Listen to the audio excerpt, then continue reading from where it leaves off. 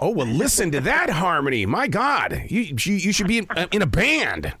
It just sounds very harmonious. Well, hopefully a music manager is listening and putting together the band now. I got to tell you that this is a moment. And what I mean by that is that readers from all over the world, when they tune in to hear all three of you at the same time, what are the chances that anything like this would ever happen? It feels pretty special. It's really great to be sitting here with. I mean, certainly when I was growing up, I wrote about my teen years and they marketed it as historical fiction, so I'm old. But when I was growing up, to have three queer authors of diverse backgrounds representing different members of the community, I mean, it would have been unheard of. What you're doing is you're taking that brave step forward, because let's be honest, in this real world, there's a lot of people that are being shoved back into silence because they're afraid that people are going to judge them. And we need you. We need you badly, you guys. Thanks, Errol. That really means a lot, especially, as you know, right now it's like a hot and heavy book banning effort. So it's really nice to hear people say that we are needed and appreciated and wanted. Yeah. It's really, it can feel kind of like the opposite sometimes. So it is really nice to hear that, like, from people who actually do want us to be speaking out. Well, there are so many of us that are in love and support, and it's like, okay, well, you know what? We need to come out and use our voices as well. And so what we do is, because when we hear your passion and your drive to be not just authors, but you are sharing stories. Look at the covers of all three of these books. What does it show you? People together. Every one of your books is about people working together.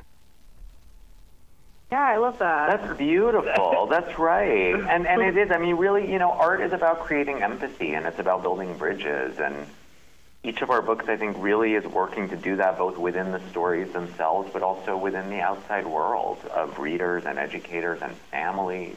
Right. Yeah, if you could have seen all three of our faces when you said that, Errol, we were all like, "Aw," because nobody's pointed that out, and you're completely right. Yeah. It's really nice, and I do think that's something that all of our books have in common. Is like finding your community and your people that are going to keep you going. Absolutely. I love that. In reading the stories, each of them, the one thing that I feel as that reader is the fact that it's like who your reader is, because you're sharing the story with them. You're not just giving them a story. I feel like we're having a moment together of sharing.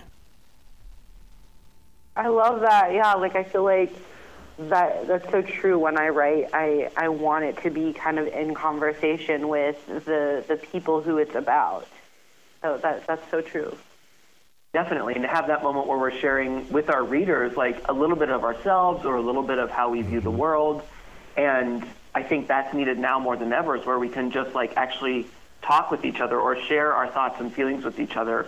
And instead of just like instantly demonize or make monsters out of each other, it's like actually having that back and forth. And I think our books are for that. I hope listeners just picked up on that when you talk together, that because so many times creative people like to live in their own little world and to protect their own space. But I love the idea of talking together. Once again, this is the reason why I love being in this moment with all of us together.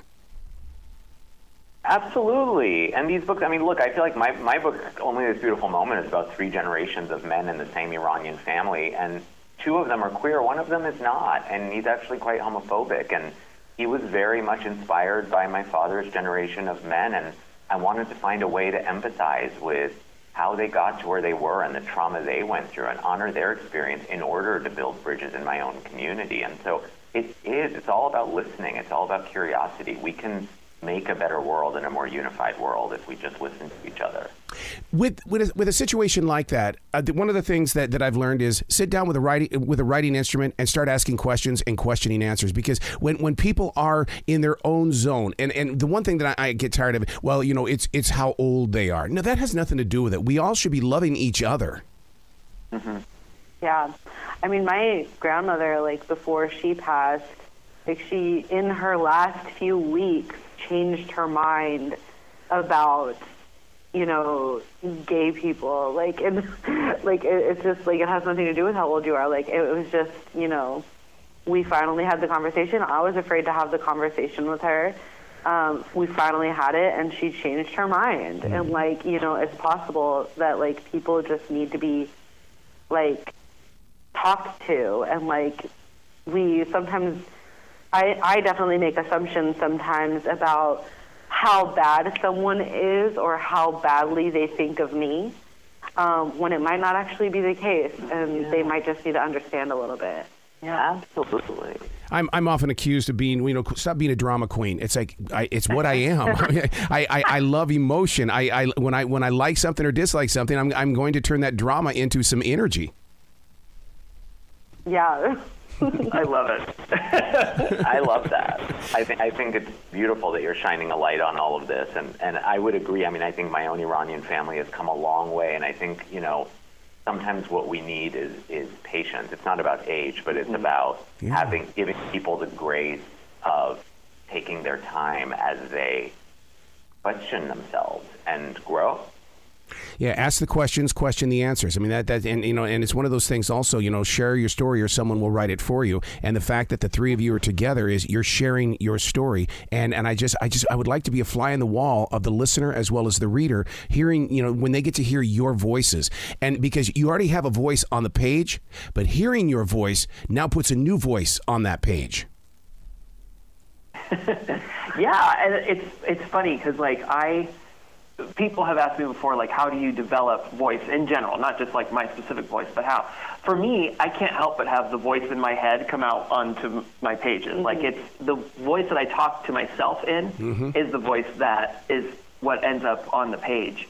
And so it's really fun when we authors get together and we're exploring a lot of the same things and a lot of the same themes, but saying it in such different ways. It's really exciting to see just how varied the human experience can be. I was with the Speaker of the House recently, Newt Gingrich, and one of the things that he shared with me was life changing. He says, when I speak, it doesn't include you unless you're willing to listen, but it's what you listen to and how you react to it that makes the movement. Is it the same true when it comes to your writing? Is that you are speaking, but how we receive it is what's going to change it? Yeah, I would say so. I think that, a lot of the times I will be really anxious about being misunderstood. But all I can do is, say what I have to say in the most authentic ways that I can, and however it's received is how it's received. And I just have to hope that, people take me at my word and, don't misunderstand me. But of course, it's we can only go from there and continue the conversation. Do you see it as being still a little bit underground? And I, because eventually it's got to come above ground, and it just feels like, people are trying to step on it again and push it even further underground. It can't be that way with authors like yourself. Yeah, I wouldn't say that it's underground anymore because of how loud and vocal our opponents are. Yes. That they know we're here and we're very much above ground, and they're trying to make us underground. Yeah. But that's just not going to happen. And it ties back to your question before about it depends on how people are listening to you. Yeah. And I call those bad faith readers. If they're trying to distort our books to say it's pornography for kids, or we're trying to turn people gay, or whatever they want to say, or even people who are within our own communities and want to warp our words and our themes to mean something that was not at all ever in the book to begin with. That's a bad faith reader. And what's nice about the latter, about people within the community that might be trying to kind of manipulate what was going on in the book, it's nice that we actually get to have that discussion out in the open. Queer readers talking about queer books, that's amazing. And anybody can hate my book or interpret it however they want. That's their right. But then it's the backlash to that is the people that are trying to ban us because we are so above ground right now and trying to warp our books into something for their agenda. Do you walk into the bookstore, and just take a look at where it's positioned? Because, at the Little Professor bookstore at the Park Road Shopping Center here in Charlotte, they don't hide anything. And I love that they stand up for the author and the words within those pages.